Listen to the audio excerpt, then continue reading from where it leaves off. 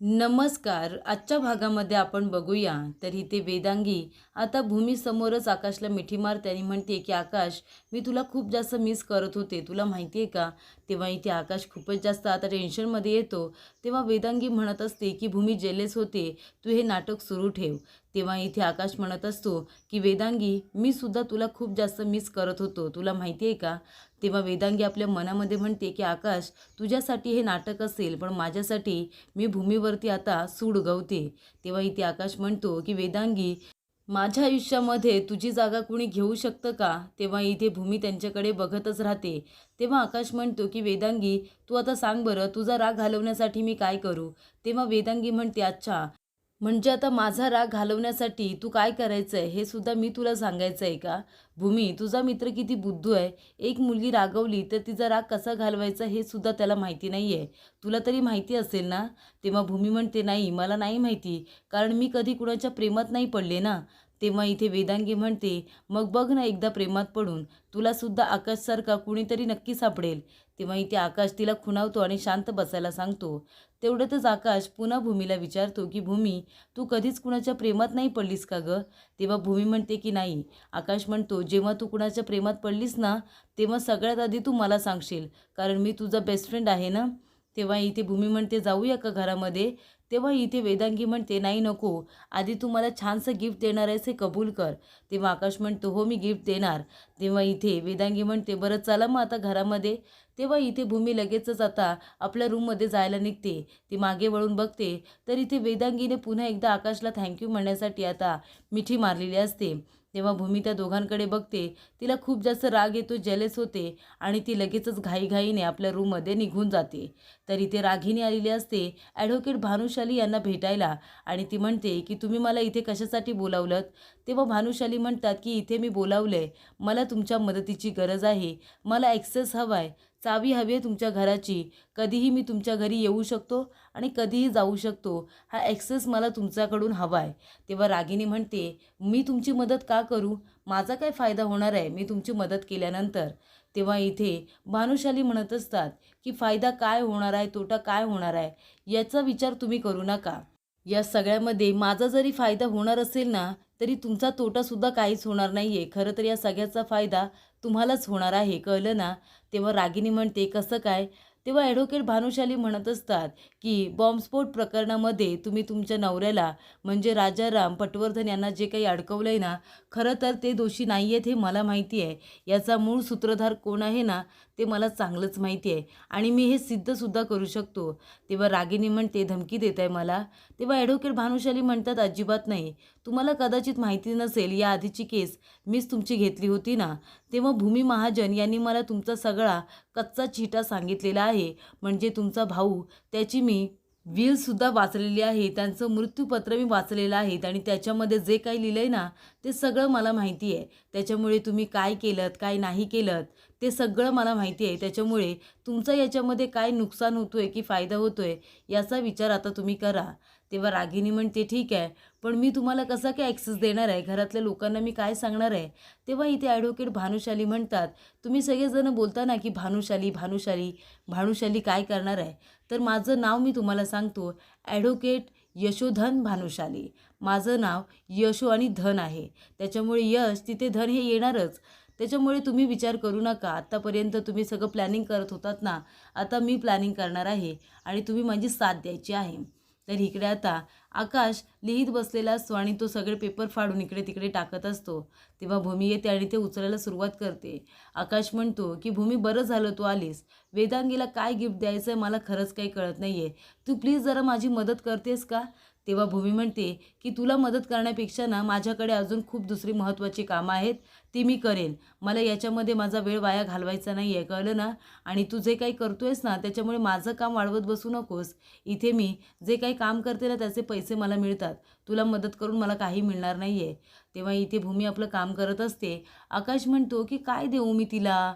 तिला मी पैंजण गिफ्ट करू का? तेव्हा भूमी म्हणते, अरे वा, म्हणजे पैंजण घालेल आणि अख्ख्या घरभर छुमछुम छुमछुम करून चालेल. कधी तुझ्या रूममध्ये आली, कधी गेली, कुठे भेटली, सगळं सगळ्यांना कळेल. तेव्हा आकाश म्हणतो, हो का? मग एक काम करतो, तिला परफ्यूम गिफ्ट करतो. तेव्हा भूमी म्हणते, हां, म्हणजे तू तिला मिठी मारल्यानंतर तुला चांगला वास यायला हवा आहे, म्हणून तू तिला परफ्यूम गिफ्ट करणार आहेस का?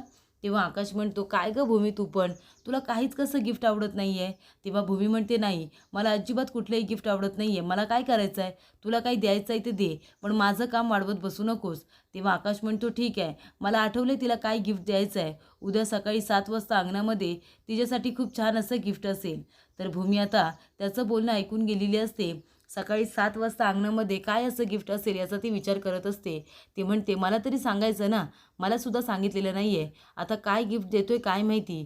भूमी म्हणत असते, जाऊ दे ना, मला काय करायचं आहे, मी माझ्या कामाकडे लक्ष देते. भूमी भूमी तुला सगळ्यांसाठी नाश्ता तयार करायचा आहे, पोहे बनवायचे आहेत तुला. तू पोहे तर घेतलेच नाहीस आणि ती पोह्यांचा डबा घेते. तेवढ्यातच आता 7:09 गजरसुद्धा वाजतो. भूमी म्हणते, अरे वा, गजरसुद्धा वाजला का? पण मी 7चा गजर का लावला होता? नाही नाही, आकाश काय गिफ्ट देणार आहे हे बघण्यासाठी मी गजर लावला नव्हता. मी आपला असाच गजर लावून ठेवला होता. तेव्हा भूमी म्हणते, बाहेर गेले तर आकाशला कळेल. काय करू, जाऊ का बाहेर? तुळशीला पाणी घालायचं आहे. तुळशीला पाणी नाही घातलं तर ती सुकेल ना. तेव्हा इथे भूमी म्हणते, नाही, नको, आत्ताच जाऊन तुळशीला पाणी घालायची काहीच गरज नाही आहे. त्याने काय गिफ्ट घेतले हे बघायला मी जात नाही आहे. मला काय करायचं आहे, जे गिफ्ट द्यायचं आहे ते देऊ दे ना. पण मी जाते तुळशीला पाणी घालायला. मी का नको जाऊ? माझी तुळस जर सुकली तर? एकतर ऊन किती आहे बाहेर. तेव्हा भूमी आता तुळशीला पाणी घालायच्या नावाखाली आता बघायला जाते की आकाशने वेदांगीला कुठलं गिफ्ट दिलं आहे. तेव्हा इथे मानसी आता सगळं बोलणं तिचं ऐकते आणि म्हणते की भाऊजी, तुम्ही जो प्लॅन केला आहेत ना तो चांगला वर्क होतो आहे. फक्त आता भूमिताईने हे गिफ्ट बघितलं ना की तिला चांगलाच धक्का बसणार आहे. तेव्हा इथे वेदांगी म्हणत असते की आकाश, काय गिफ्ट आणलेस माझ्यासाठी? तेव्हा आकाश म्हणतो, बघ ना, तुला खूप जास्त आवडेल. तेव्हा ओढणी आता बाजूला केल्यानंतर इथे गिफ्ट बघते वेदांगी. तेव्हा सायकल आणलेली असते. सायकल बघून आता वेदांगीला ती खूपच जास्त आवडते. तेव्हा इथे आकाश म्हणत असतो की वेदांगी, ही माझ्याकडून तुझ्यासाठी सायकल आहे आणि आजपासून तू माझी सायकल राणी आहेस. असं म्हणाल्यानंतर भूमीला लगेचच सायकल राणी हा शब्द क्लिक होतो आणि तिला आठवतं भूमीसुद्धा सायकल चालवत असते. आकाश म्हणत असतो की सायकल राणी, मी सुद्धा मागे बसवतो, तू मला घरी सोड ना. हे सगळं आता भूमीला आठवत असतं आणि तिला आता चक्कर येत असते. तेवढ्यातच तिथे मानसी येते आणि म्हणते, ताई काय झालं? भूमी म्हणते, नाही, काही नाही, मला कसं तरीच होतं आहे. आणि भूमी म्हणते, मानसी बघितलंस का तू, आकाशने त्या वेदांगीला कुठलं गिफ्ट दिलं आहे? अगं सायकल गिफ्ट दिली आहे. आणि तो काय तिला म्हणाला, सायकल राणी म्हणाला. तो असं कसं करू शकतो? तेव्हा मानसी म्हणते, ताई अगं भाऊजी तिला कुठलेही गिफ्ट देऊ शकतात, कुठल्याही नावाने हाक मारू शकतात. तेव्हा भूमी म्हणते की कुठलेही गिफ्ट देऊ दे, पण नावाने कशाला हाक मारायची तिला? सायकल राणी कशाला म्हणायचं? नाही नाही, तिने कुठलंही गिफ्ट घेऊ दे, मला काही करायचं नाही आहे, पण आकाशने तिला सायकल राणी नाही म्हणायचं, मला नाही चालणार हे. तेव्हा इथे भूमीला आता खूप जास्त राग आलेला असतो, कारण आकाश आता वेदांगीला सायकल राणी अशी हाक मारतो. तेव्हा इथे मानसी आता आकाशला सांगते की ताई सुपर जेलेस झालेली आहे. तेव्हा आकाश म्हणतो की गेली आता वेदांगी, भूमी आता घरामध्ये गेलेली आहे, तुला हे नाटक करायची गरज नाही आहे. तेव्हा इथे वेदांगी म्हणत असते, आकाश, पण तू दिलेलं गिफ्ट मी खरोखर एन्जॉय करत होते, मला सायकल चालवायला मजा येत होती, तू माझ्यासाठीच आणली आहेस ना? तेव्हा आकाश म्हणतो, हो, ही सायकल तुझ्यासाठीच आहे, तू माझ्यासाठी किती काय करतेस, मग मी तुझ्यासाठी एवढं नाही का करू शकत? ही सायकल तुला हवी तेव्हा चालू शकतेस, ही तुझ्यासाठीच आहे. तेव्हा इथे आकाश म्हणत असतो की वेदांगी, तू भूमीला माझ्या आयुष्यामध्ये परत आणण्यासाठी जी काही मदत करतेस ना, त्यासाठी मी तुझं आयुष्यभर आभारी राहीन. तेव्हा इथे आता वेदांगी आपल्या मनामध्ये म्हणत असते की आकाश, भूमीसाठी तू माझा वापर करतोयस, माझ्याबरोबर प्रेमाचं नाटक करतोयस ना, याची आता मी भरपाई करून घेणार, पण ती भूमीकडून करून घेणार आहे.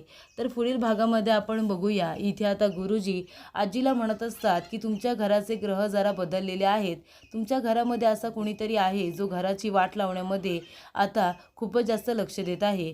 तरी त्या आजींना आता हे सगळं ऐकून खूपच जास्त भीती वाटत आहे, कारण गुरुजी म्हणतात की तुमच्या घरामध्येच अशी व्यक्ती आहे जी घराला आता सुरुंग लावण्याचा प्रयत्न करते. तर इथे ॲडव्होकेट भानुशाली आल्यानंतर आकाश विचारतो की तू इथे काय करतोयस? तेव्हा ॲडव्होकेट भानुशाली म्हणतात की इथे मला रागिनी मॅडम यांनी बोलावलेलं आहे भेटण्यासाठी. तेव्हा इथे आता भूमी आतमध्ये जात असताना तिचा पाय घसरतो आणि ती खाली पडणारच असते. तेवढ्यातच ॲडव्होकेट भानुशाली भूमीला आपला हात देतात आणि तिला सावरतात.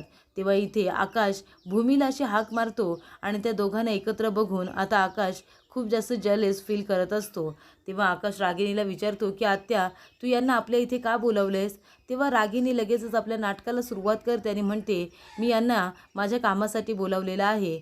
मी यांची केस ॲडव्होकेट भानुशाली यांच्याकडे द्यायचं ठरवले. राजाराम यांची केस आता मी ॲडव्होकेट भानुशाली यांच्याकडे देणार आहे. असं म्हणाल्यानंतर इथे आकाशला खूप मोठा धक्का बसतो. तर हे सगळं ऐकल्यानंतर भानुशाली यांना तर खूप जास्त आनंद होतो.